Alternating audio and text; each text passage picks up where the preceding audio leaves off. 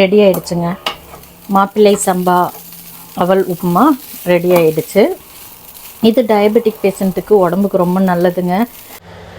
இன்றைக்கி நம்ம மாப்பிள்ளை சம்பா அவலில் ஒரு உப்புமா பண்ணி காட்ட போகிறேங்க. வாங்க வீடியோக்குள்ளே போகலாம். நான் ஒரு 1/4 கிலோ அவல் எடுத்திருக்கேங்க. இதை நம்ம வெங்காயம் எல்லாம் கட் பண்ணுறதுக்கு முன்னாடி இதை கழுவிட்டு ஒரு அரை மணி நேரம் தண்ணியில் ஊற வச்சிடலாம். ஒரு 2-3 தடவை அலாசிட்டு வந்துட்டேங்க தண்ணி ஊற்றி. இதில் கொஞ்சோண்டு லைட்டாக ஒரு 1/4 கிளாஸ் தண்ணி ஊற்றி ஒரு அரை மணி நேரம் மூடி வச்சிடுறேன். உப்புமா செய்கிறதுக்கு நம்ம வந்துட்டு ஒரு 2 ஸ்பூன் அளவு எண்ணெய் ஊற்றிக்கலாங்க. நான் நல்லெண்ணெய் தான் வச்சு ஊற்றுறேன். கடுகு உளுந்த பருப்பு ஒரு ஸ்பூன் போட்டுக்கலாம். கடுகு உளுந்த பருப்பு வெடிச்சிருச்சுங்க. இது கூட நான் முந்திரி பருப்பு கடலை பருப்பு போட்டுக்கிறேங்க.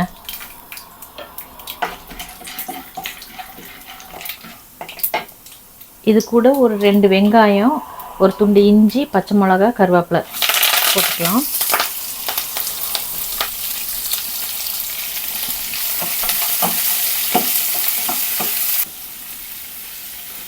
இது வணங்கிட்டு இருக்கும்போதே நான் ஒரு ஸ்பூன் சால்ட்டு போட்டுக்கிறேங்க. வெங்காயம் நல்லா வணங்கிடுச்சு. இது கூட நான் துருவி வச்ச தேங்காய் போட்டுக்கிறேன். பாருங்க, அவல் நல்லா ஊறிடுச்சு. ஒரு 1/2 hour ஊற வச்சுருந்தேன். கொஞ்சம் தண்ணி தெளித்து இது நல்லா இதாகிடுச்சு. இது கூட போட்டு கிளறி எடுத்துக்கலாங்க.